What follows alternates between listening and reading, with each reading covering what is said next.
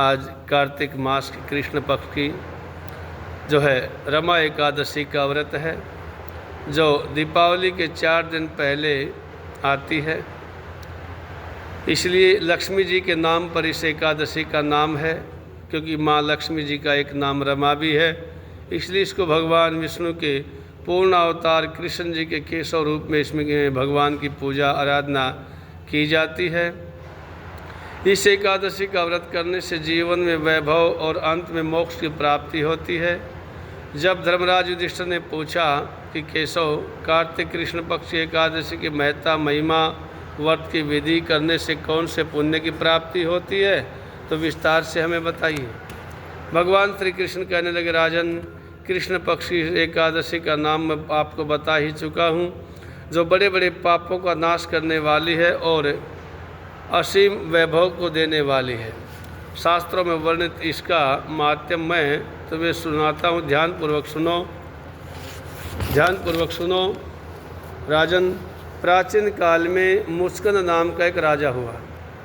उसकी इंद्र के साथ बड़ी मित्रता थी और साथ ही यम, कुबेर, वरुण तथा विभीषण के साथ भी बड़ी मित्रता थी। राजा बड़ा धर्मात्मा, भगवान विष्णु का भगत था और न्यायपूर्वक राज्य किया करता। राजा मुस्कंद की एक कन्या थी जिसका नाम था चंद्रभागा। उस कन्या का विवाह चंद्रसेन के पुत्र शोभन के साथ हुआ। एक समय शोभन अपने ससुर मुस्कंद के घर आया। उन्हीं दिनों यह पुण्यदायिनी रमा एकादशी का व्रत आने वाला था। व्रत का दिन समीप आया तो चंद्रभागा को बड़ी चिंता उत्पन्न हुई कि मेरे पति बहुत दुर्बल हैं और जो मेरे पिता की को व्रत के बारे में आज्ञा अति कठोर है कि 10वीं को राजा ने ढोल बजा करके सारे राज्य में घोषणा करवा दी कि रमा एकादशी को सभी लोग व्रत रखेंगे। घोषणा को सुनते ही शोभन को बड़ी चिंता हुई और उसकी पत्नी अपनी पत्नी से कहने लगा कि अब मुझे क्या करना चाहिए, मैं किस प्रकार इस व्रत को सहन करूं, क्योंकि मैं तो कभी व्रत कर नहीं सकता। ऐसा उपाय बताओ कि जिससे मेरे प्राणों की रक्षा हो सके, अन्यथा मेरे प्राण चले जाएंगे। चंद्रभागा कहने लगी, पतिदेव, मेरे पिता के राज में एकादशी को कोई भी भोजन नहीं करता।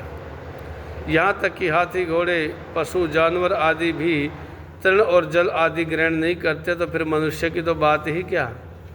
यदि आप भोजन करना चाहते हैं तो किसी दूसरे राज्य में चले जाइए, क्योंकि यदि आप यहाँ रहेंगे तो अवश्य ही आपको व्रत करना पड़ेगा। ऐसा सुन करके शोभन कहने लगा, देवी, तुम्हारे साथ मैं भी इस व्रत को करूँगा, जो भाग्य में होगा देखा जाएगा। ऐसा विचार करके उसने व्रत तो धारण कर लिया। भूख प्यास से बड़ा पीड़ित होने लगा। जब सूर्य नारायण अस्त हो गए तब रात्रि जागरण का समय आया। यह जागरण वैष्णवों को तो बड़ी प्रसन्नता देने वाला, परंतु शोभन को बड़ा दुखदायी लगा, क्योंकि दिन तो जैसे तैसे कट गया, लेकिन जैसे रात्रि प्रारंभ हुई तो बड़ा भूख प्यास ने उसको सताया। प्रातःकाल होते होते शोभन के प्राण निकल गए। तब राजा ने चंदन की चिता से उसका दाह संस्कार कराया, परंतु चंद्रभागा ने अपने पिता की आज्ञा से अपने शरीर को दग्ध नहीं किया, अर्थात सती नहीं हुई। शोभन की अंत्येष्टि क्रिया करने के पश्चात अपने पिता के घर में रहने लगी।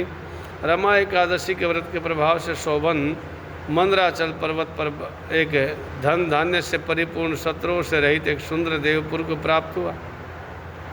अत्यंत सुंदर रत्न और वैदुर्य मणि जड़ित स्वर्ण के खंभों पर निर्मित अनेक प्रकार की सप्तक मणियों से सुशोभित भवन में सिंहासन पर आरूढ़ हुआ। श्वेत चट और चवर, मस्तक पर किरीट, कुंडल, कानों में, कंठ में हार, भुजाओं में कपूर विभूषित गंधर्व अप्सराओं से घिरा हुआ ऐसे शोभित होता मानो अपनी सभा में स्वयं देवराज इंद्र बैठे हों।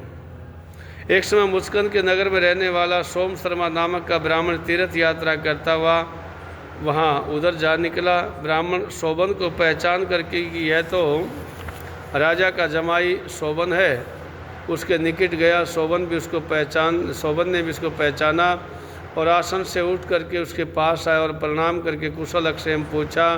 ब्राह्मण ने कहा कि राजा मुस्कंद और आपकी पत्नी चंद्रभागा बड़े कुशल से हैं, नगर में भी सब कुशल मंगल है, परंतु राजन, हमको अत्यंत आश्चर्य हो रहा है। अपना वृत्तांत कहिए कि ऐसा सुंदर नगर जो ना कभी देखा ना सुना, कैसे आपको प्राप्त हुआ। तब शोभन कहने लगा कि ब्राह्मण देवता, कार्तिक कृष्णा रमा एकादशी का व्रत करने के कारण मुझे नगर प्राप्त हुआ है, परंतु यह अशिथिर है। यह सुन करके ब्राह्मण बोला, राजन, शिथिल होने का कोई उपाय हो तो बताइए, मैं उससे अवश्य पूरा करूँगा। शोभन ने कहा, मैंने रमा एकादशी का व्रत अनायास अचानक जाने अनजाने में किया, श्रद्धा से रहित होकर के किया, इसलिए सब कुछ अशिथिर है, अर्थात नष्ट होने वाला है। यदि आप मुस्कंद की कन्या चंद्रभागा को यह सब वृत्तांत कहे तो वह शिथिल हो सकता है। यह सुन करके ब्राह्मण सोम शर्मा ने अपने नगर में लौट करके चंद्रभागा से सारा वृत्तांत कह सुनाया। ब्राह्मण की बातें सुन करके चंद्रभागा बड़ी प्रसन्नतापूर्वक ब्राह्मण से कहने लगी, हे ब्राह्मण देव, ये सब बातें आपने प्रत्यक्ष देखी है या स्वप्न में कह रहे हो? ब्राह्मण कहने लगा, पुत्री, मैंने महावन में तुम्हारे पति को प्रत्यक्ष देखा है, साथ ही किसी से विजय न हो ऐसा देवताओं के नगर के समान उसका नगर भी देखा, जो किसी से जीता ना जा सके। उन्होंने यह भी कहा कि यह शिथिर नहीं, जिस प्रकार यह शिथिर हो ऐसा उपाय आपको करना चाहिए। चंद्रभागा कहने लगी, हे विप्र, तुम हमको वहाँ पर ले चलो, पतिदेव के दर्शन को मेरी तीव्र लालसा है। मैं अपने किए पुण्य से उस नगर को शिथिल बना दूंगी। आप ऐसा उपाय कीजिए जिससे उनका और मेरा मिलन हो जाए। आपकी बड़ी कृपा होगी और आपको पुण्य भी मिलेगा। सोम शर्मा चंद्रभागा को साथ लेकर के मंदराचल पर्वत के समीप वामदेव ऋषि के आश्रम पर गए। वामदेव ऋषि ने उनकी बातें सुन करके वेद मंत्रों से उज्ज्वल तिलक किया, चंद्रभागा का अभिषेक किया। तब ऋषि मंत्र के प्रभाव और एकादशी के व्रत से चंद्रभागा का शरीर बड़ा दिव्य हो गया और अत्यंत प्रसन्नता के साथ अपने पति के निकट गई। अपनी प्रिय पत्नी को आते देख करके शोभन बड़ा प्रसन्न हुआ और उसको बुला करके अपनी बाईं तरफ बैठाया। तब चंद्रभागा ने कहा, हे प्राणनाथ, आप मेरे सभी पुण्यों को ग्रहण कीजिए, जिससे आपका यह नगर और राज्य शिथिल हो जाएं। जब मैं 8 वर्ष की थी तब से ही सभी एकादशी के व्रत को पूर्ण श्रद्धापूर्वक विधि विधान के साथ कर रही हूँ। इस पुण्य के प्रभाव से आपका यह नगर शिथिल हो जाएगा तथा समस्त कार्य हो करके प्रलय के अंत तक रहेंगे। इस प्रकार चंद्रभागा दिव्य रूप धारण करके तथा दिव्य आभूषणों और वस्त्रों से सुसज्जित होकर के अपने पति के साथ रहने लगी। राजन, ये मैंने रमा एकादशी का माध्यम तुम्हें सुनाया। जो मनुष्य इस व्रत को करता है उनके समस्त पाप नष्ट हो जाते हैं। कृष्ण पक्ष और शुक्ल पक्ष दोनों ही की एकादशियाँ एक समान हैं, इनमें कोई भेदभाव नहीं।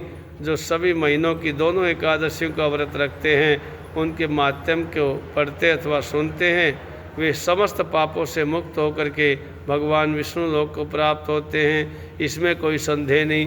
बोलिए श्री बांके बिहारी लाल की जय।